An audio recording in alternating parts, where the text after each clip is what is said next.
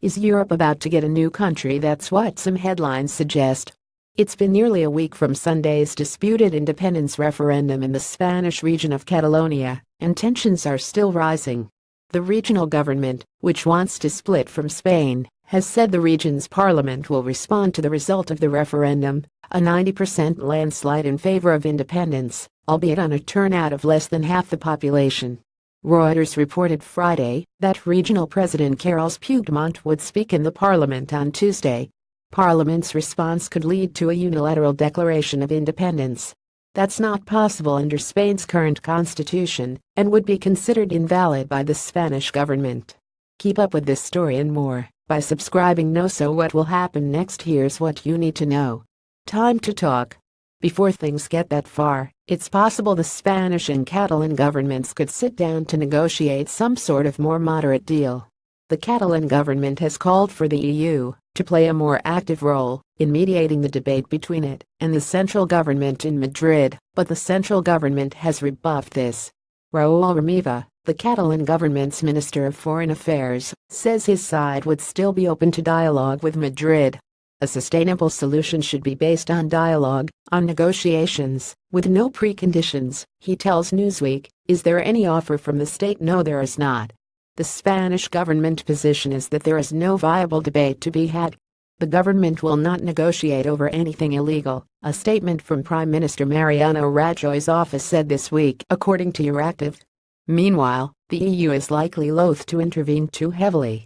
While politicians across the continent were concerned by social media and TV images of police manhandling Catalans as they went to vote on Sunday, the basic EU legal position is that Spain has a right to uphold its constitution, and that the constitution makes the referendum invalid. It seems to me like the EU doesn't want to get involved in this, says Jonathan Hopkin, an associate professor of comparative politics at the London School of Economics LSE. They would rather it was left to Spain's institutions to sort it out. But, Hopkins says, if there were more serious violence, particularly anything that resulted in a death, the EU would probably have to start to get involved. The declaration much hinges on exactly what emerges from the parliamentary debate on independence next week.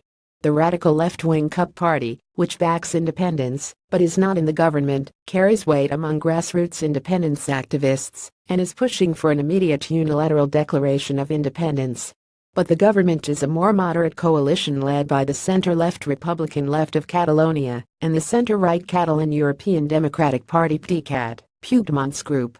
Romeva tells Newsweek that the government cannot prejudge what the position of Parliament will be when it responds to the referendum result.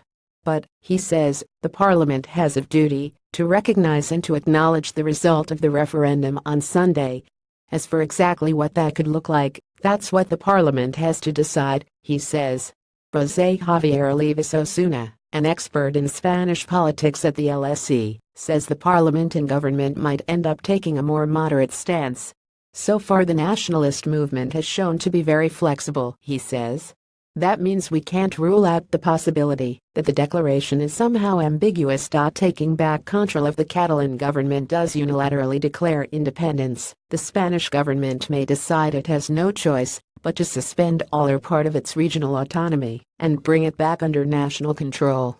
Article 155 of the Spanish Constitution states that, if a self-governing community such as Catalonia does not fulfill the obligations imposed upon it by the Constitution or other laws, or acts in a way that is seriously prejudicial to the general interest of Spain, the government can take all measures necessary to compel it to meet its obligations, including issuing instructions to it directly.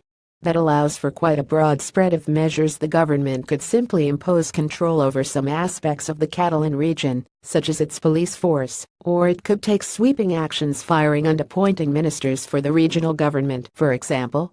Such an action would likely provoke a backlash in Catalonia. If the Spanish state acts that way, could seriously somebody believe that this is going to make the situation better? Romeva says, I think it's time that somebody understands politically, in the Spanish side, that as long as they keep pushing by force, this is never going to be the right way, in order to convince people in Catalonia that remaining part of that state is safe.